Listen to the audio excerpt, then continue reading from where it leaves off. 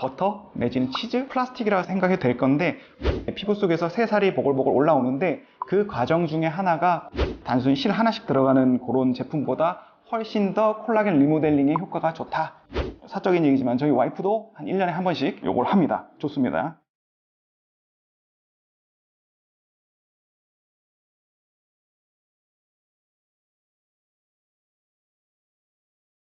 예, 안녕하십니까. 저는 제니스 병원에 근무하고 있는 송희문이라고 합니다. 제니스 병원은 이제 울산 남구에 있고요. 저는 벌써 이제 10년이 넘었네요.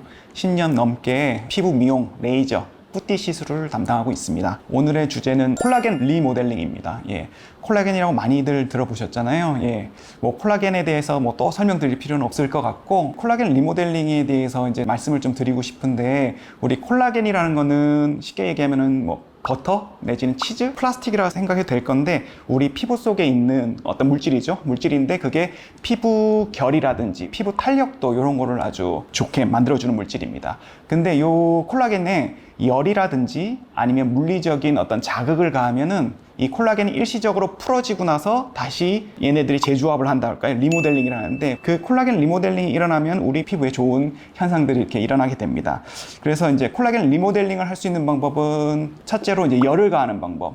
많이들 들어보셨을 건데 뭐 올리지오라든지 뭐 슈링크, 써마지 뭐 이런 것들이 열을 이용해서 이제 콜라겐 리모델링을 일으키는 거고, 또 물리적인 어떤 자극을 이용해서 이 콜라겐 리모델링을 일으킬 수가 있습니다. 쉽게 생각하시면은 우리 피부가 이렇게 상처가 착 나면은 상처가 아물려고 이제 피부 속에서 새살이 보글보글 올라오는데 그 과정 중에 하나가 콜라겐 리모델링이라 생각하시면 됩니다. 그래서 오늘 설명드릴 콜라겐 리모델링 중에서 물리적 자극을 일으키는 방법, 녹는실 시술 또는 매선이라고 불려서 한 십수년 전부터 많이들 병원에서 이제 사용하는 방법이 있는데 그거에 대해서 한번 얘기해 보려고 합니다. 저도 요 녹는실을 이용하는 콜라겐 리모델링 시술을 한 7, 8년 전부터 했던 것 같은데, 초반에는 오메가실이라는 이제 상품명이 있었는데 그거는 아주 매끈한 녹는 실을 얇은 주사선에 하나씩 꼽아서 얼굴 피부에 이제 시술을 하는 방법인데, 이것도 정말 이제 콜라겐 리모델링이 좋은 방법이죠. 이거의 장점은 뭐냐면은 실이 아주 얇고 바늘이 얇기 때문에 얼굴 전체적으로 원하는 부위 어디든지 다 시술이 가능합니다. 뭐 입술, 뭐 눈꺼풀, 뭐 이마 이런데 어디든 다 시술이 가능해서 좋은 시술 방법으로 많이들 했었는데, 단점이 하나 있다면은 이 실 하나하나가 들어가니까 우리가 이제 콜라겐 리모델링 일으킬 만한 피부 자극을 할 수 있는 면적이 좀 좁습니다. 좀 적은 단점이 있고, 또 만약에 얼굴 전체적으로 오메가실을 한 200개 넣는다 그러면 200번의 주사 바늘이 찔려야 되는 거거든요. 그렇게 함으로써 좀 멍이 많이 들 수도 있고 그런 좀 단점이 있습니다. 그래서 저희 병원에서도 한 2, 3년 전부터는 이 오메가실보다는 엔스캐폴드라고 많이 사용하는 이제 실인데,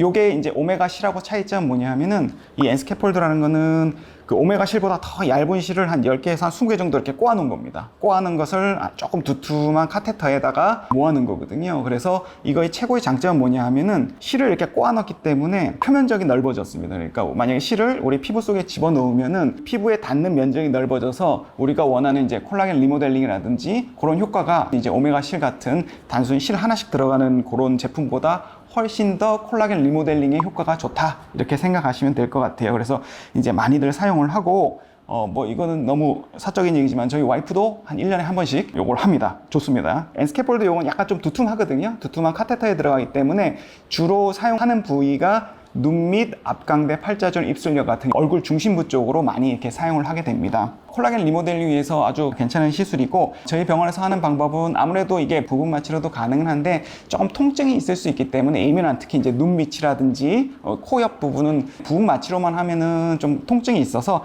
대체적으로는 우리 수면 마취를 해서 한 30분 정도 이렇게 시술을 하게 됩니다. 수면 마취를 해서 구멍을 한 2개 내지 뭐 개수에 따라서 3개 정도 뚫어서 눈 밑, 요 앞광대, 팔자존, 입술 옆쪽으로 부채꼴 모양으로 하게 되는데, 쉽게 설명해서 요런 부채를 하나 놓고 또 밑에 구멍에서 이런 부채를 놓고 해서 격자 무늬로 이렇게 딱 만들어 줍니다. 특히 이제 이렇게 들어가는 거죠. 그렇게 되면 요것 자체가 아주 튼튼하게 피부를 받쳐주는 방법이 되고, 또 얘네들이 몰려 있기 때문에 훨씬 더 표면적이 넓어지면서 우리 콜라겐 리모델링이라든지 아니면 그 주변의 탄력섬이라든지 이런 것들이 잘 자라 들어오거든요. 그래서 훨씬 더 효과를 충분히 가할 수 있습니다. 근데 이제 단순히 요 엔스캐폴드 실만 사용하는 게 아니라, 엔스캐폴드는 우리 시술 부위가 좀 깊습니다. 그러니까 근막 바로 위에 피하 지방층이고 그 위쪽 진피층 요쪽에 이제 스킨 부스터를 같이 합니다. 그러니까 엔스캠폴드랑 같이 어차피 수면을 하시는 김에 좀 아픈 시술, 우리 스킨 부스터 많죠. 뭐 리쥬란이라든지 뭐 더모톡신 뭐 너무 많잖아요. 그러니까 그런 시술 같이 진행을 해서 좀 깊은 층에서의 콜라겐 리모델링은 엔스캠폴드를 이용하고,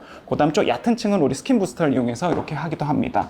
또 중요한 거 우리 고객님들이 꼭 아셔야 되는 게 뭐냐면은, 보통 그래 콜라겐 리모델링 좋은 거 알겠어 하는데 그게 리프팅이라고 이제 생각하시는 분이 있거든요. 근데 이게 리프팅하고 콜라겐 리모델링하고는 조금 차이가 있습니다. 리프팅이라는 거는 살이 처진 거를 끄집어 올리는 거잖아요. 그러니까 이건 리프팅 시술 또는 수술을 통해서 해야 되는 건데, 안타깝게도 엔스캐폴드로 리프팅이 된다. 이거는 조금 과하게 얘기한 과대 광고에 가까울 수가 있습니다. 이 리프팅이 필요한 부분은 우리 또 다른 실루엣이라든지 여러 가지 또 리프팅 실들이 있지 않습니까? 그거를 이용합니다. 그래서 저희 병원에서 많이 하는 거는 눈 밑 앞광대 요 팔자 요쪽은 엔스캐폴드를 사용을 하고, 그 다음에 턱 라인이라든지 입술 옆 주름 요쪽은 실루엣이라든지 그런 실을 통해 가지고 좀 리프팅을 하고, 그렇게 생각을 하시면 될 것 같아요. 그래서 요즘도 정말 많이 하고, 아까도 얘기했지만은 저희 와이프도 1년에 한 번씩 요 시술을 통해 가지고 젊음을 유지하고 있는데 아주 괜찮은 시술입니다. 그래서 혹시라도 좀 푸석푸석한 피부, 이 피부 결이 더 이상 이제 나빠지기는 안 되겠어, 좀 좋아져야 되겠어 하시는 분들은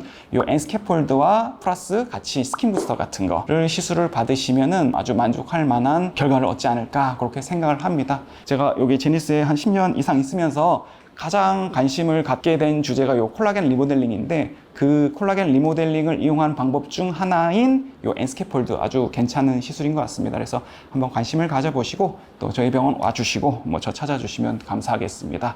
예, 오늘 설명은 다 드린 것 같습니다. 예, 행복하시고 건강하시고 젊어지시고 하시길 바라겠습니다. 감사합니다.